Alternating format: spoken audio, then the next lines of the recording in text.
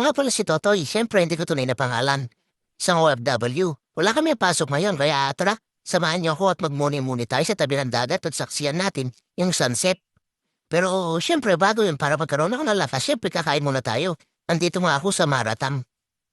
Yung Maratang nga ay isang restaurant dito na ikaw pipili ng mga isasaog nila sa iyong order. Meron silang noodles, mga chicken balls,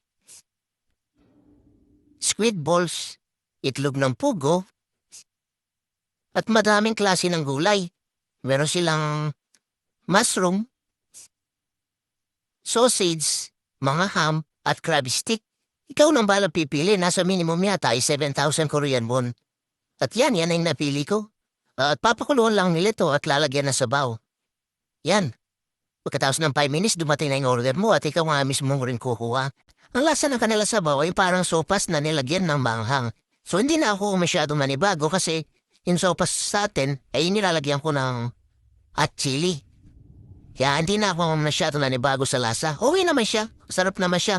At pagkatapos nga natin kumain ay papunta na ako sa Daiso at dadaan muna tayo dito at bibili muna na ako ng CP holder para naman ma-monitor ko kung ano yung nakalagay dun sa camera. Minsan kasi tagilid yung camera.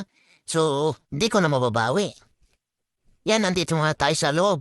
At kukuha lang ako. Dito nga, marami ka na pwedeng pagpilian at marami kang mabibili sa Daiso. At yung mga bilihin dito, hindi lalagpas ng 5,000 Korean won o 200 pesos sa pera natin. At ikaw din ang magpapants dito ng mga pinamili mo at ikaw din ang magbabalot hindi ito salad sa atin na may mga cashier at mga bagger pa. Patukma ito sa iba't ibang lahi dito dahil mura ang bilihin. At pagkatapos nga namin pagkatapos mga mabili ay biglang may dumaan na magandang babae. Akala ko zombie, yung papagat sana ako eh. Kaya lang hindi pala.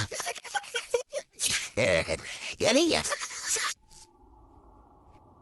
Pero dadaan tayo sa may bike lane. Ang bike lane nga pala dito ay pagka dinire-diretso mo daw yun ay makikita mo yung dagat. Kaya tara, samahan niyo ako. At siyempre dito para naman hindi kayo mainip, pinas-forward na natin. Gumamit ako ng hyperlapse na meron dito sa bagong binili ko na action camera. Binili ko nga ito para naman makapag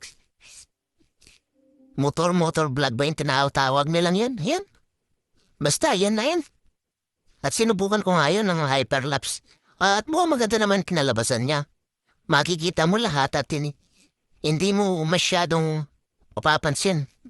At yan, meron pa nga yung tinatawag na invisible selfie stick. At sinubukan ko nga kaya lang medyo may katagalan para i-edit. O diba parang may kumukuha sa'yo pero invisible stick lang.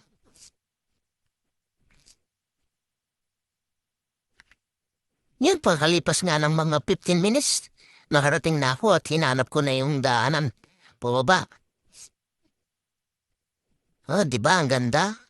Kaya lang hindi ko lang alam kung pwedeng maligo sa ganitong klase ng dagat. Baka pinagbabawal kasi first time makapunta rito. Yan pero may naabutan ako doon, dalawang matandang namimingwit banda doon sa dulo. Kaya lang di ko sure kung medyo naiya naman akong kausapin sila at yan bumaba na ako. Marami nga akong nakitang maliliit na talangka dito.